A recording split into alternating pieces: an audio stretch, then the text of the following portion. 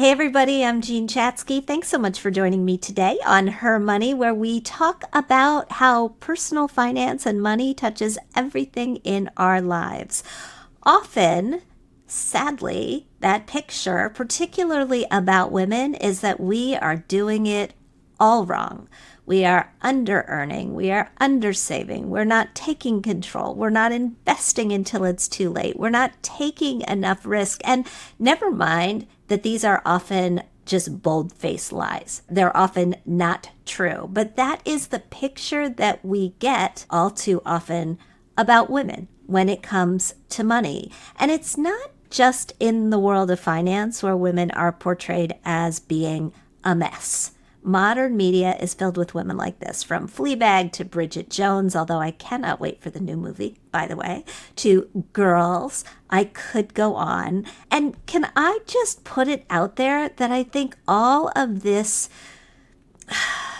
unnecessary messiness is getting a little old. Jo Piazza felt that way too, and she decided to frame the main character in her new novel, The Sicilian Inheritance, around a different story. Rather than ask what's wrong with the female protagonist, she set out to center the book on the question of, in her words, what did the world do to her to make her a mess? We're going to get into that. We're also going to talk about influencer culture and what we all need to know about managing the influences coming our way. But first, let me tell you a little bit more about Jo.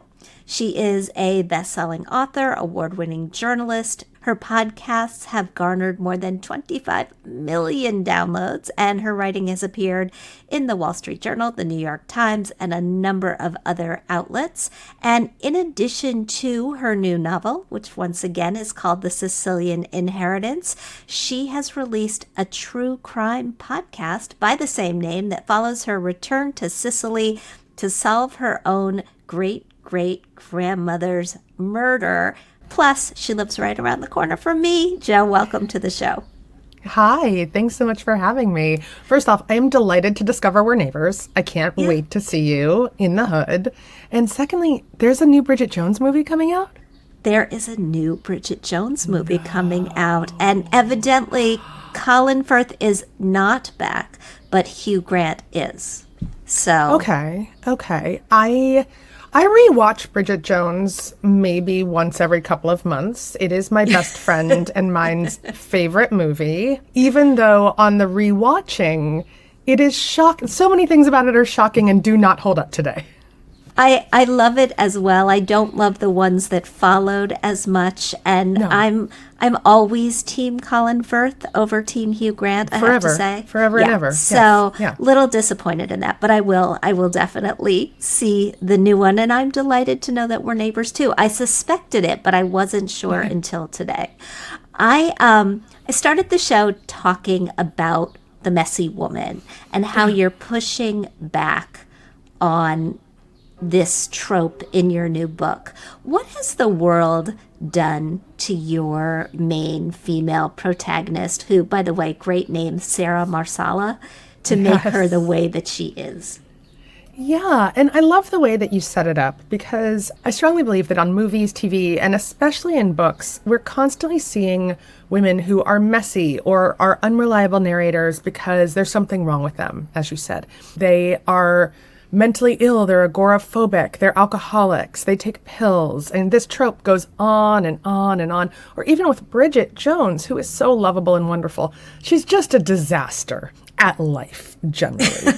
And I really wanted to push back against that in The Sicilian Inheritance. I wanted to create a character who does blow up her life, who is not doing great, but it's not because of her. It's because of what the world has done to her. It's because the world is generally hard and often toxic to women, and especially to mothers. So Sarah is a butcher by trade and then a chef, and she opens her own restaurant. And it's really hard to be a female chef. It's really hard to be a mother and also be a chef. And trying to run her business and be successful ultimately breaks her down. It erodes her marriage. Her marriage is not failing because she necessarily did anything. It's because she's trying to juggle all of the things. Like so many of the women that I know, so many of the women I know could use a break, could use someone to buy them a plane ticket to Sicily. And it's not because they're a crazy alcoholic. It's because life is hard. And I wanted to show that life is hard. Life is really hard. I used to sort of live by this theory that, and it was more true when my kids were home with me when they were growing up. Now they're sort of grown and flown and all over the place. But I used to feel like I could not be good at everything on a single day. That there were some days when I was a good mom. There were some days I was good at work. There were some days I was good to my partner. But very rarely were all of those days the same. And that's how you write about Sarah in the book. You say she wanted all the things. She wanted a solid marriage, an equal partnership, and the ability to raise her daughter at the same time as she wanted a big, fulfilling career. She wanted to please her investors as one of the few female chefs in Philadelphia. She wanted to be fulfilled and have a purpose. What do you think that these competing impulses do to women and the way that we navigate our finances and our careers? Yeah, I think they do so much to us. I was actually writing a reader's guide today for Sicilian Inheritance. I was doing it for Mother's Day. A lot of people are reading this with their moms, which I think is awesome because I love a good intergenerational read. And I pulled this quote from Sarah where she says, "I took too much time away to be a mom. I never knew if it was that I took too much time away to be a mom or whether I was failing at motherhood because I worked too hard on my business. The gnarled shame shifted every day, but the common thread was always my failure at something."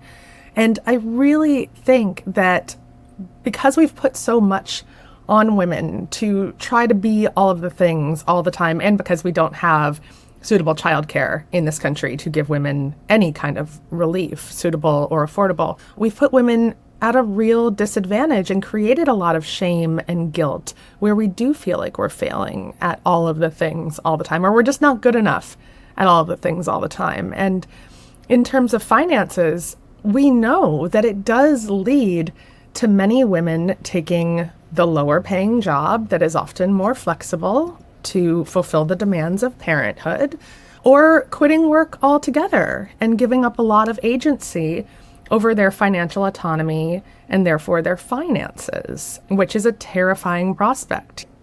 My mom worked when I was a kid.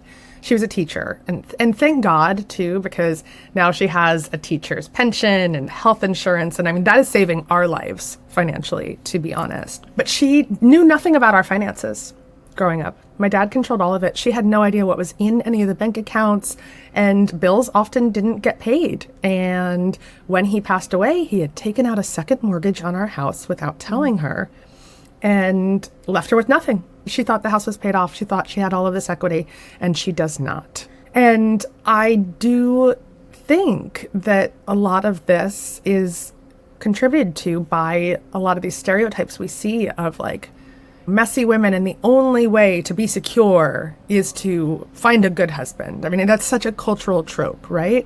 But a man is not the plan. And so it has created a lot of situations where women find themselves on the other side with nothing.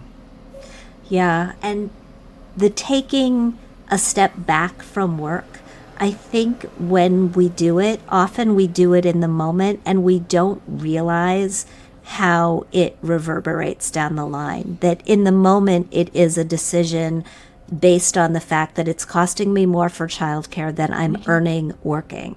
But going forward, it's all right, there go my Social Security credits. There goes the contribution to the 401k. There goes the seniority that's going to get me a better paid job down the road. It's a decision that we make temporarily, but it actually is a very long-term decision, which can be really, really destructive. How do you do it? I mean, I am not going to use the B word because I hate the B word. Balance, by the way, is the B word. You do a lot of things. You are a writer, you're a creator, you're a mom.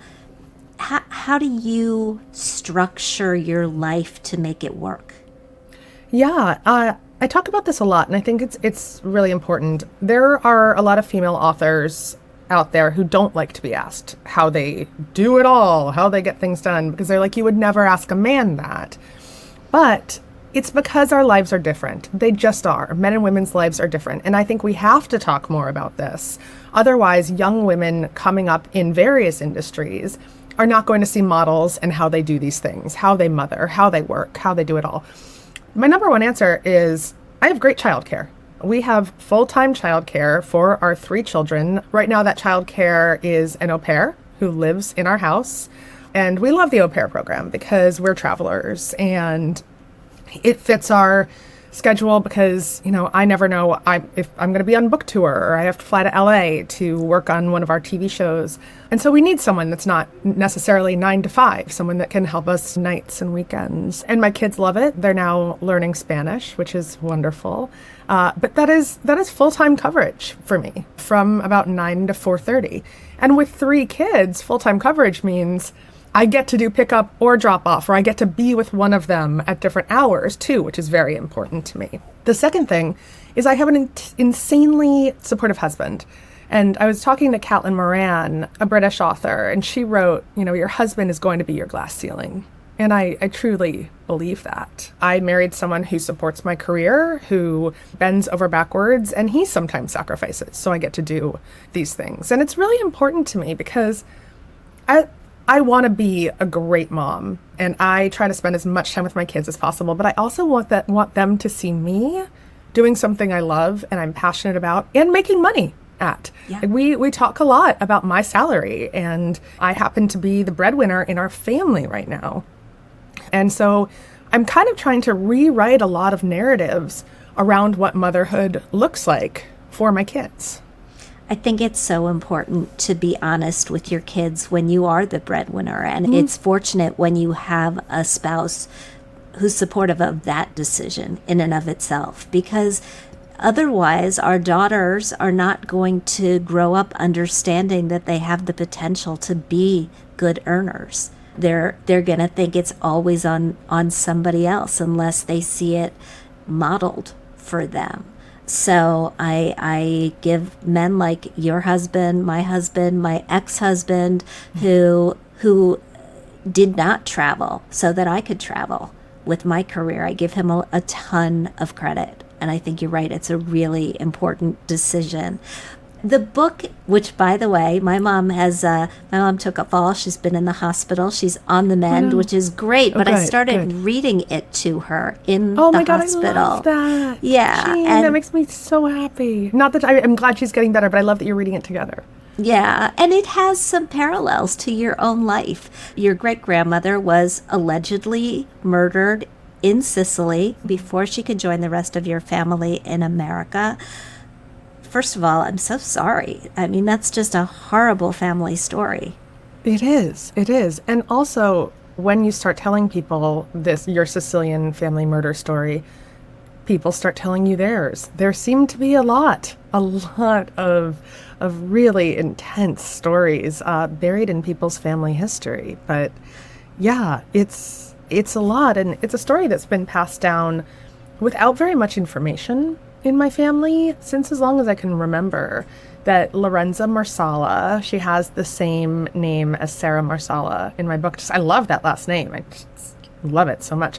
Women, this is a fun fact. I think you've probably gotten to this point in the book. Women in Italy keep their names.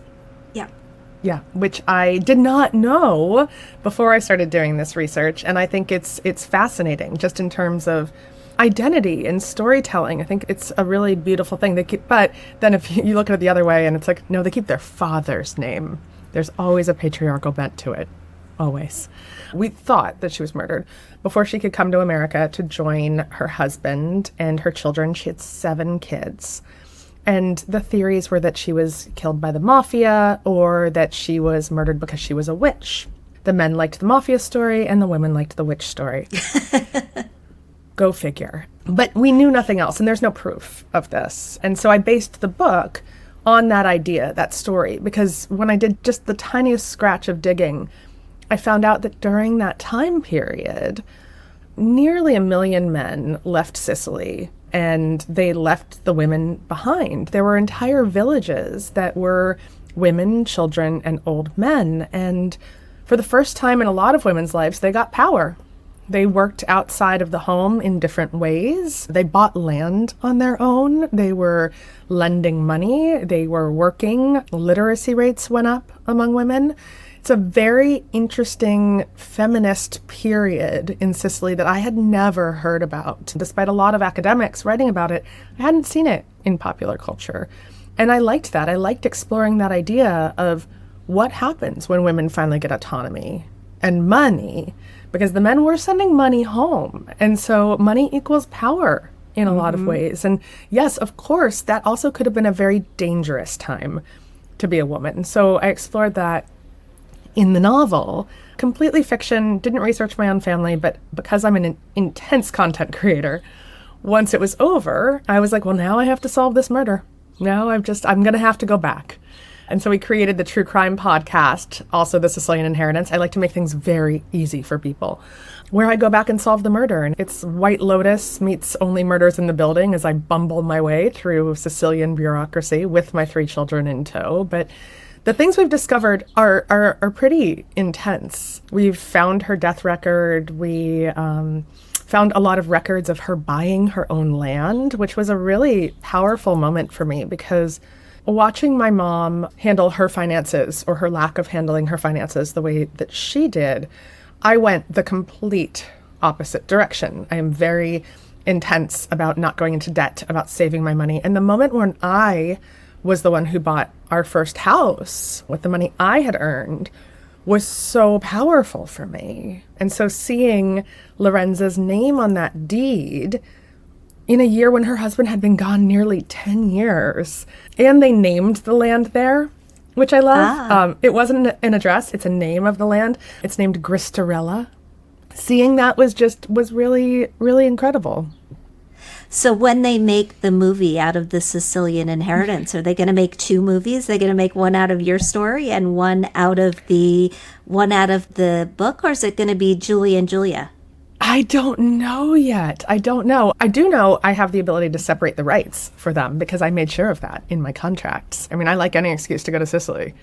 Yeah, for sure. I want to take a detour. I want to talk about your other life, your podcast, Under the Influence. You talk about aspirational marketing, or the feeling that every other person these days is a social media influencer trying to sell you something. I totally feel this way too. Sometimes I feel a little complicit. I've been talking to a lot of women on my podcast about it recently.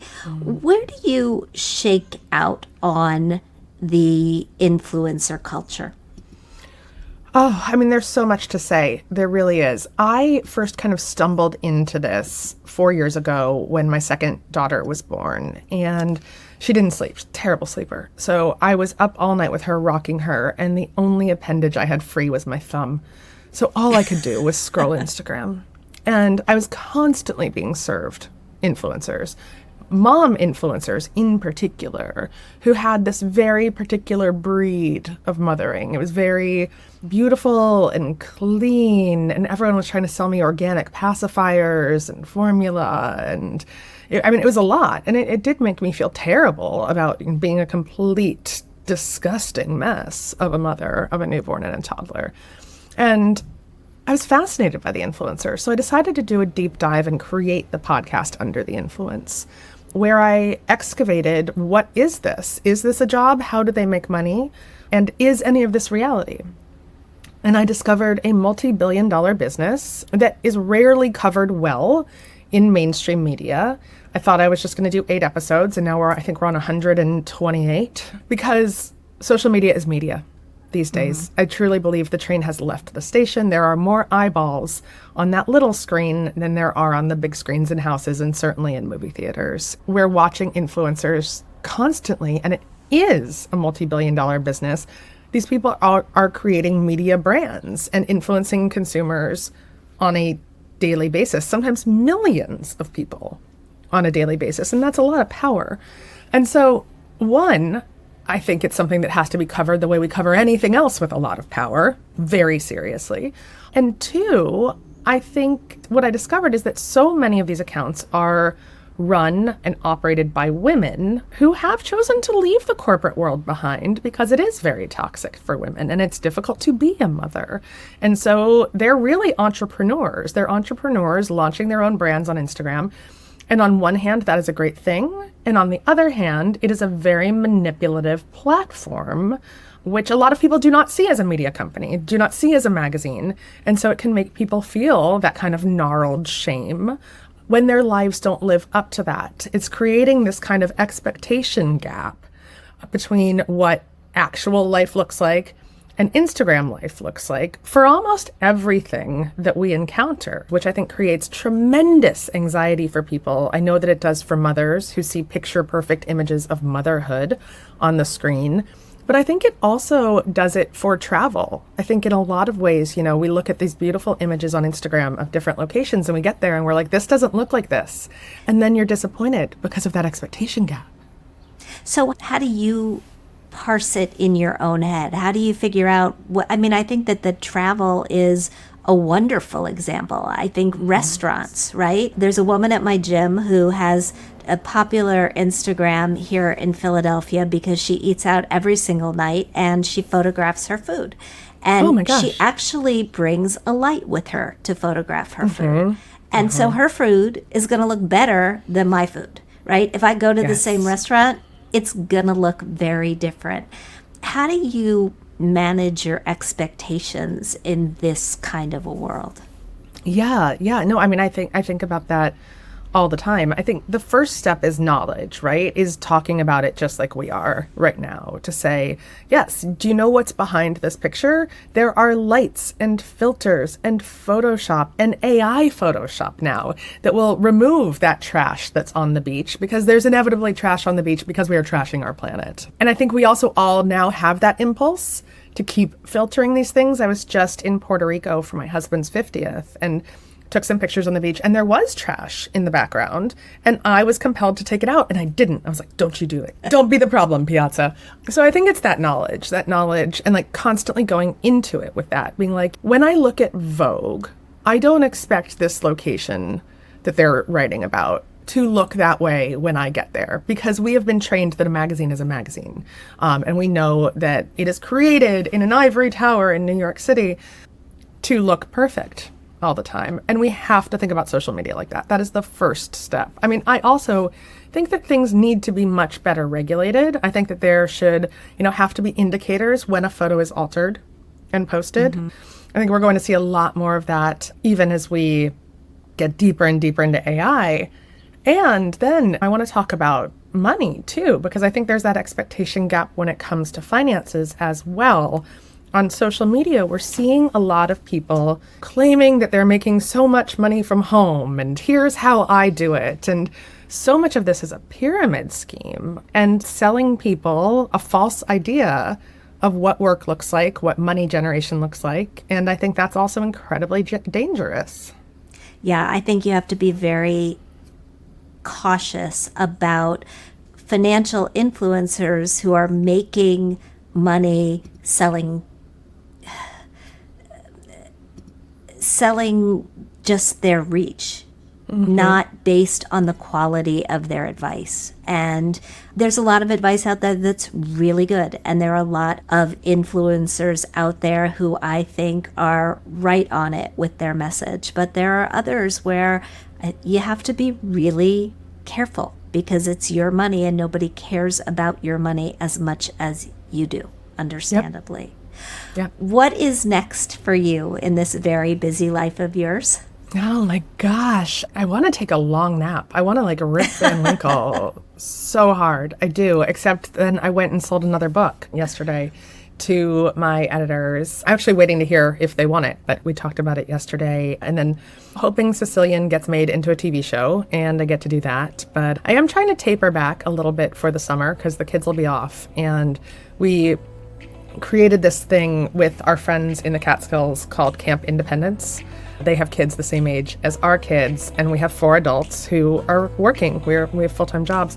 And so one adult cycles through being the camp counselor every day or for half the day. And that way we can all get to work and also the kids get a summer of fun. And sometimes that fun is emptying the trash in the hotel rooms that our friends own, and sometimes it's blazing trails in the forest. And they get badges and stuff. So we'll be doing that this summer. I love it. I love it. That's fantastic. Well, this has been fun for me. I can't wait to see you on the street and say hello in person. Congratulations on all the success, and thank you so much for a great conversation. Thank you.